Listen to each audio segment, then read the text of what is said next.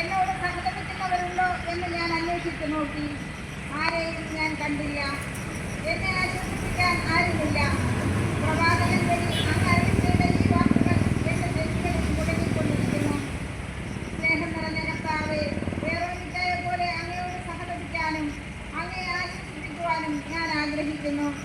അങ്ങേ പീഡാനുഭവത്തിന്റെ മായാത്ത മുദ്ര എന്റെ ഹൃദയത്തിൽ അനുഗ്രഹിക്കപ്പെട്ടവരാകുന്നു. അങ്ങയുടെ ഉദരത്തിൻ ഫലമായി ഈശോ അനുഗ്രഹിക്കപ്പെട്ടവനാകുന്നു. പരിശുദ്ധ മറിയമേ, തമ്പുരാന്റെ അമ്മേ, പാപികളായ ഞങ്ങൾക്ക് വേണ്ടി ഇപ്പോൾ ഞങ്ങളുടെ മരണസമയത്തും തമ്പുരാനോട് അപേക്ഷിക്കണമേ. കർത്താവേ, അനുഗ്രഹിക്കണമേ. പരിശുദ്ധ ദേവമാതാവേ, കൃഷ്ണനെ അങ്ങേ കർത്താവിന്റെ കൊടുവകൾ എന്റെ ഹൃദയത്തിൽ പതിപ്പിച്ചുകൊണ്ടിരിക്കണമേ.